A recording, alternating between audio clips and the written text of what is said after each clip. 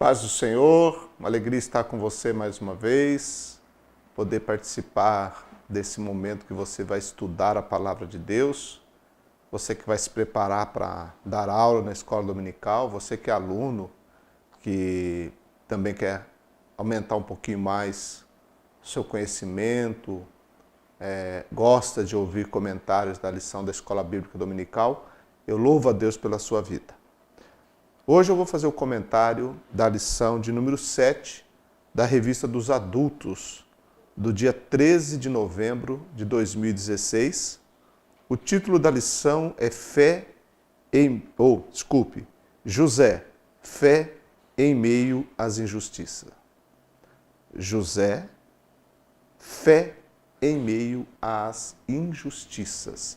Então nós vamos aprender um pouquinho sobre a vida de José e ver como esse homem viveu e foi por Deus usado de uma forma extraordinária, e ele é evidentemente um exemplo de alguém que superou muitos obstáculos, muitas dificuldades e muitos problemas na sua vida também. O texto áureo diz: "E o Senhor estava com José, e foi varão próspero." O Senhor estava com José, e foi varão próspero. Gênesis, capítulo 39, versículo 2. A verdade prática diz: no enfrentamento de uma crise, a sabedoria divina é indispensável. Essa é a verdade prática. Leitura bíblica em classe está extraída da vida de José, em Gênesis capítulo 37, versos 1 a 11. Gênesis 37, versos 1 a 11. A história de José, na verdade, não é apenas a história de um homem que passou por muitas adversidades. E, evidentemente, nós lemos que ele superou as adversidades pelas quais passou. Mas a sua história, além de ser pessoal, particular, ela é também a história de uma família, a família de Jacó. E essa família, ela estava debaixo de uma promessa de Deus. A partir do momento da chamada de Deus para Abraão, as promessas de Deus repousaram sobre a vida de Abraão e acompanhou toda a sua descendência. Por isso que a história registrada no Gênesis não é história solo de apenas um homem, a partir do capítulo 37 do livro de Gênesis. Embora centralize em José, mas muito além disso, é a história de uma família que estava vivendo debaixo da promessa de Deus. José era filho de Jacó com Raquel. E o outro filho de Jacó com Raquel era Benjamim, que Benjamim era o filho caçula de Jacó. Os outros filhos de Jacó, nós temos o registro deles em Gênesis 29, 32, até o capítulo 30, versículo 24 do livro de Gênesis. Neste texto sagrado, nós encontramos sobre o nascimento dos filhos de Jacó, a partir de Gênesis 29, versículo 32. É interessante observar que em muitas Bíblias, a epígrafe que está antes do versículo 32 diz assim: o nascimento a Jacó de 12 filhos e uma filha. Mas, na verdade, é o nascimento de 11 filhos e uma filha, porque Benjamim vem mais tarde, né? Então, os filhos de Jacó com Léia foram Rúben, Simeão, Levi, Judá, Isacar, Zebulon e a filha Diná. Esses foram os filhos de Jacó com Léia. Os filhos de Jacó com Zilpa, que era serva de Leia, foram Gade e Azer. Os filhos de Jacó com Raquel, eu já citei, foram José e Benjamim.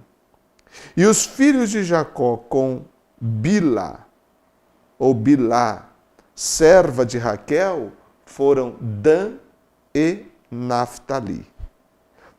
Todos esses filhos, como eu já disse, nasceram, com exceção de Benjamim, nasceram em Padã Arã.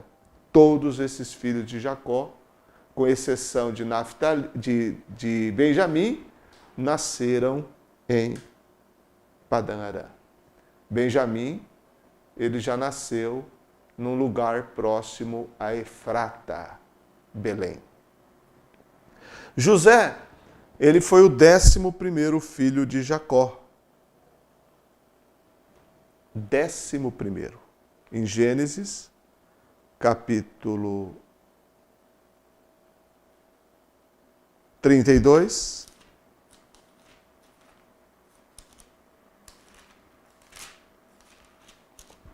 versículos 22 a 24 diz: E levantou-se,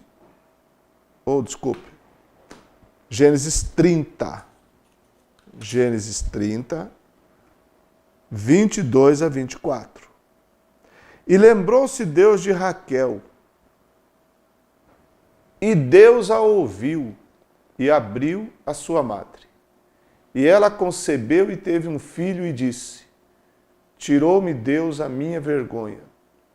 Chamou seu nome José, dizendo: O Senhor me acrescente outro filho. 11º filho de Jacó. O seu nome José significa aumentador. Esse é o significado do seu nome. Por isso que quando ele nasceu foi colocado o nome José, porque Raquel disse: O Senhor me acrescente outro filho. Os detalhes da narrativa bíblica sobre a vida de José estão no capítulo 37 do Gênesis até o capítulo 50, até o final do livro de Gênesis. Inicia-se quando ele tinha 17 anos de idade, em Gênesis 37, versículo 2. Estas são as gerações de Jacó, sendo José de 17 anos. Aí se inicia a narrativa da história do que aconteceu na vida de José a partir do momento que ele tinha 17 anos de idade.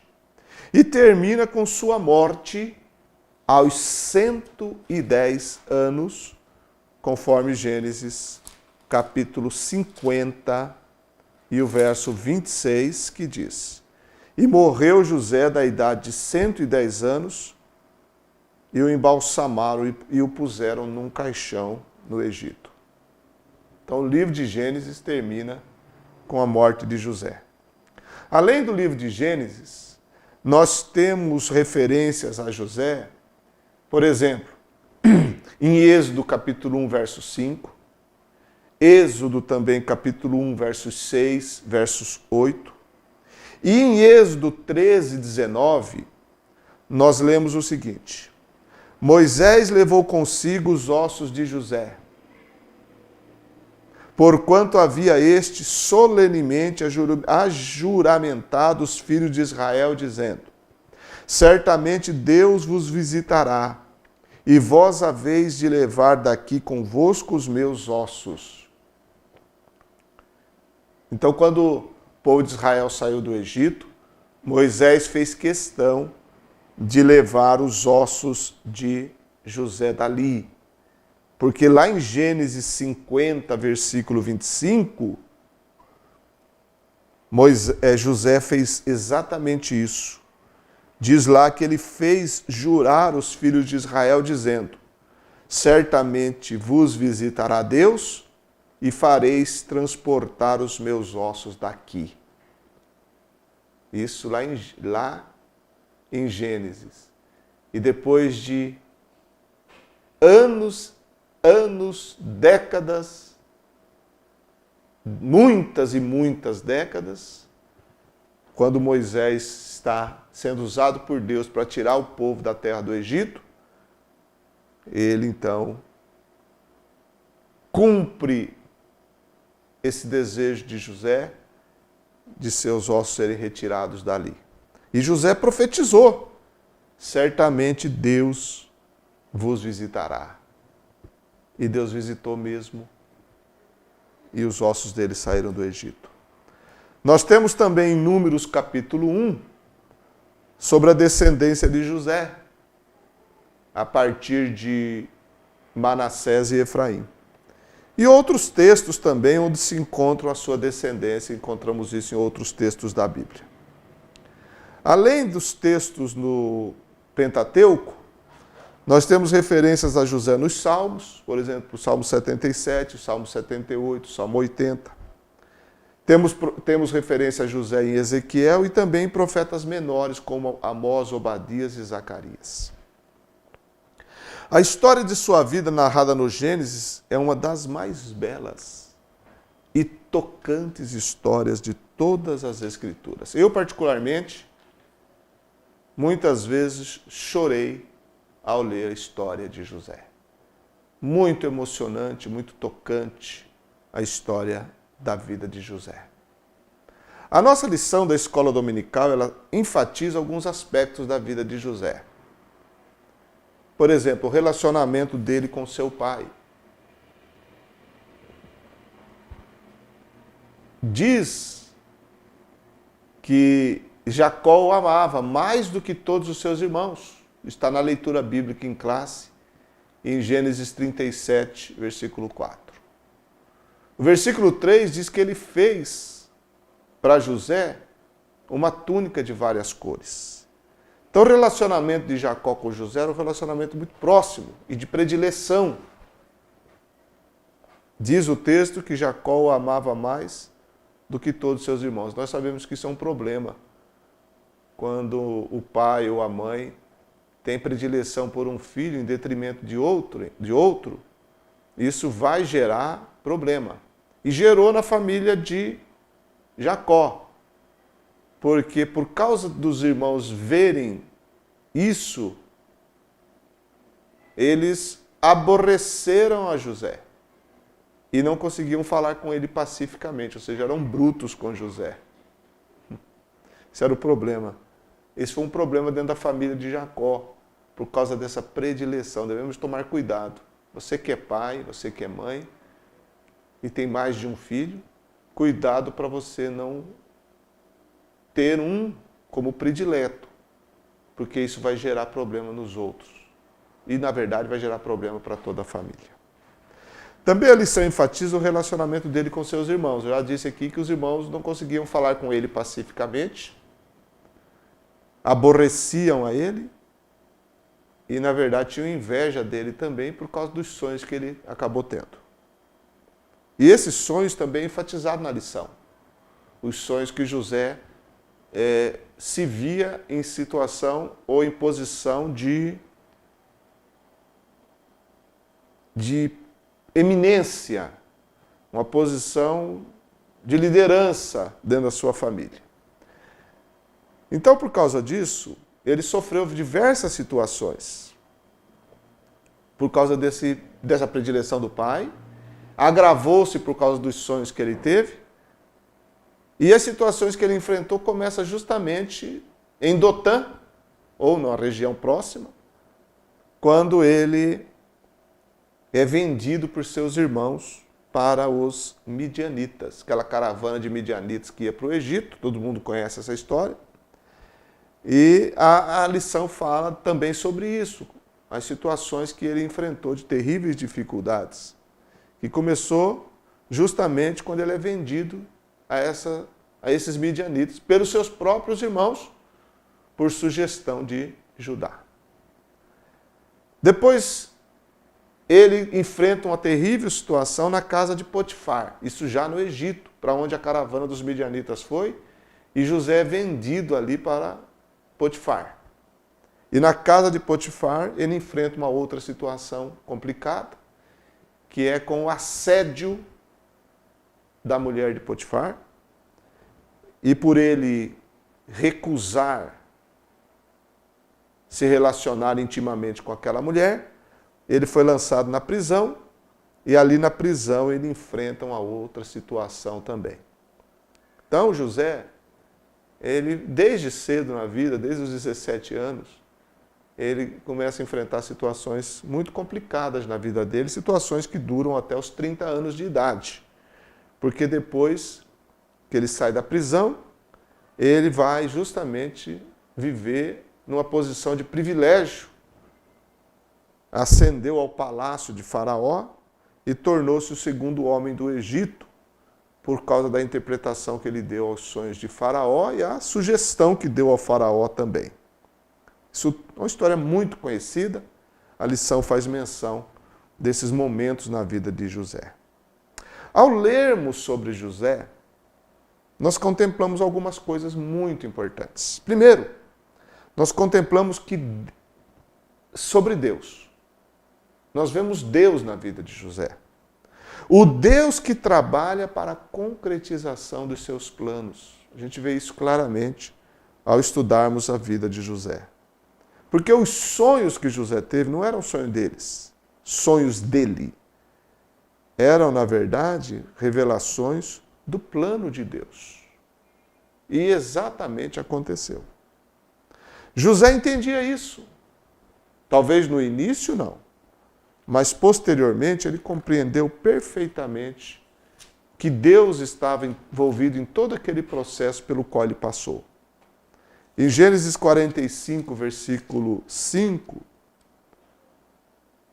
ele disse aos seus irmãos, quando ele se revelou, quando ele se mostrou aos seus irmãos no Egito, em Gênesis 45 ele disse, agora, pois, não vos entristeçais, nem vos pese aos vossos olhos por me haverdes vendido para cá.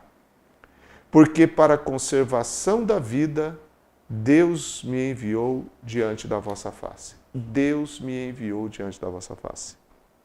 Então perceba que José tinha consciência. Num dado momento ele teve convicção, consciência, de que tudo que aconteceu foi debaixo dos planos de Deus. Tudo aquilo de ruim que aconteceu com ele, né? Pelas situações difíceis que ele passou, mas ele entendeu que Deus estava naquilo tudo. Nós devemos também crer dessa forma. Uma vez que nós cremos em Deus, e a nossa vida está nas mãos de Deus, nós devemos entender que tudo que acontece na nossa vida, até coisas negativas e ruins, não deixou de estar sob o controle de Deus. Nós também, quando lemos e estudamos sobre José, nós contemplamos o caráter íntegro de José. Um homem que temia a Deus. Um homem que temia a Deus. E de caráter íntegro. O que é temer a Deus? Temer a Deus, numa explicação muito singela, muito simples, temer a Deus é aborrecer o mal. Aborrecer o mal. É odiar o mal. É evitar o mal. É rejeitar o mal. O pecado. Isso é temer a Deus. Quando nós tememos a Deus, nós fugimos do mal. Assim como José fugiu da mulher de Potifar, que queria justamente pecar com ele. Ele fugiu da mulher de Potifar. Ele não cedeu a ela. Isso é temer a Deus. Quando nós tememos a Deus, nós não praticamos o mal, porque nós nos afastamos do mal. Nós fugimos do mal. Também, quando nós estudamos sobre José, nós percebemos que a sabedoria, os dons e a capacidade que Deus dá na vida de um homem são usados para um bem maior. Porque José, ele até profetizou a saída dos filhos de Israel do Egito, como eu citei em Gênesis 50, 25. Mas José tinha sonhos de Deus. Ele recebeu revelações de Deus através de sonhos. Além disso, ele recebeu de Deus a capacidade de interpretar sonhos. Ele interpretou os sonhos do copeiro mor, do padeiro mor e o sonho do próprio faraó do Egito. Então ele era um homem dotado de capacidade espiritual, de dons e de extrema sabedoria, que Deus o capacitou para isso, porque ele gerenciou toda uma situação no Egito, nos anos de fartura e depois também nos anos de tremenda escassez e fome que atingiu toda a terra, aquela região. Mas esses dons, essa capacidade, essa sabedoria na vida de José sempre foi revertida para um bem maior e nunca para um bem próprio, pessoal. Embora é evidente que isso ocorra. Mas o foco de José sempre foi o bem maior. Por quê? Porque tudo que ele teve de capacidade de Deus foi revertido no bem de sua própria família. No bem do povo do Egito e dos povos que começaram a enfrentar a fome. Então veja que coisa linda. Quando alguém que recebe dons de Deus entende que isso tudo é para o próximo, é para um bem maior. Deus não nos dá dons para que nós nos tornemos estrelas, nos sintamos importantes, nos envaideçamos com isso e nos projetemos com isso. Não. Os dons de Deus são para o bem do povo de Deus, para o bem do próximo. Em Coríntios capítulo 12, o apóstolo Paulo fala que o Espírito Santo usa os crentes nos dons para aquilo que for útil. E quando ele fala da profecia, ele fala que é para a edificação da igreja. Então perceba que na vida de José nós temos exatamente isso, um homem que capacitado por Deus, dotado por Deus, mas para um bem maior. É assim que tem que ser com todos nós também. O próprio faraó, ele testificou de José. Em Gênesis 41, 38, ele disse assim: acharíamos um varão como este, em quem haja o Espírito de Deus? Ele disse à sua corte, depois de José ter interpretado os sonhos dele, depois de José ter dado a sugestão de como o faraó poderia cuidar daquilo que ainda estava por vir, e Faraó entendeu que necessitava de alguém para poder liderar tudo aquilo, estava admirado de ver a sabedoria e a capacidade de José e testificou dele dessa forma. E lindo que ele disse: um varão como este, em quem haja o Espírito de Deus. O Espírito de Deus fez a diferença na vida de José. Por isso que a Bíblia diz que nós devemos ser cheios do Espírito Santo. A igreja, ela fez diferença em Jerusalém porque ela foi cheia do Espírito Santo. Nós só temos condições de sermos úteis à igreja, úteis a Deus, se nós formos cheios do Espírito Santo. O Espírito Santo nos usar como instrumentos, como ele fez com José.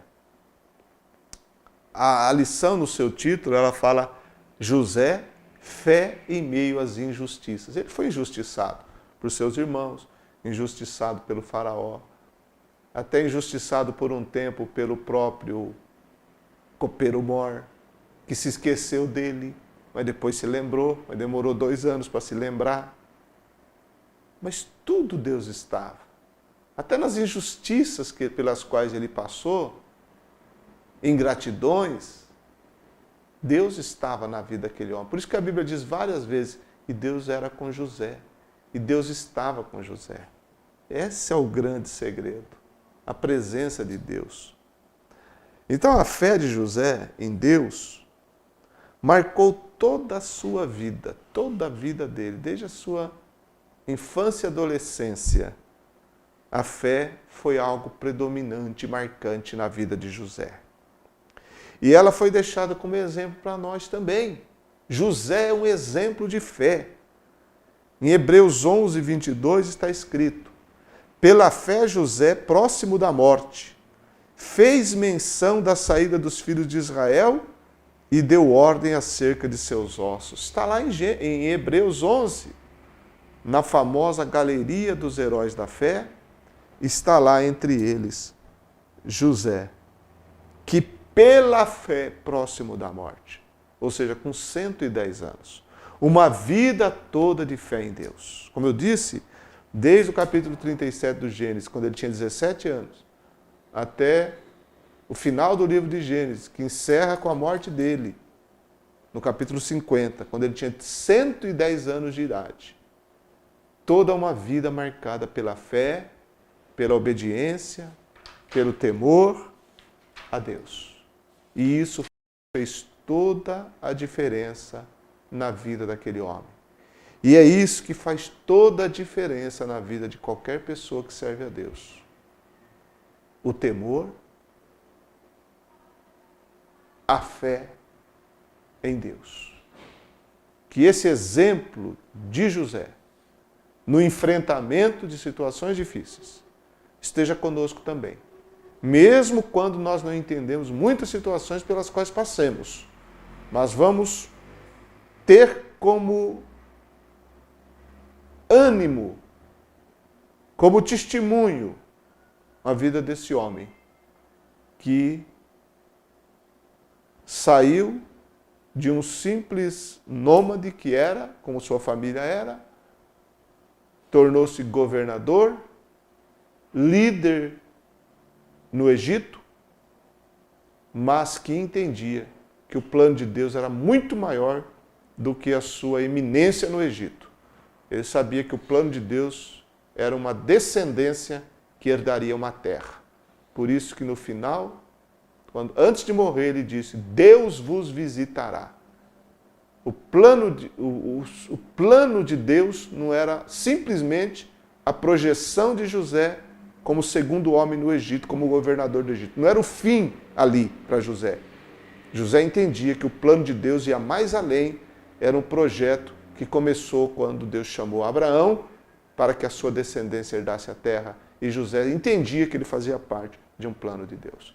E os seus dons e talentos foram usados para um projeto maior de Deus, para o bem maior da descendência de Abraão e o bem do próximo. É assim que nós devemos nos ver também, como vasos, instrumentos de Deus, fazendo parte de um projeto maior. Não um projeto meu, não um sonho meu, mas um projeto de Deus, do qual eu faço parte, através dos dons e talentos que Deus me deu. E assim é com todos nós. Um grande abraço para você.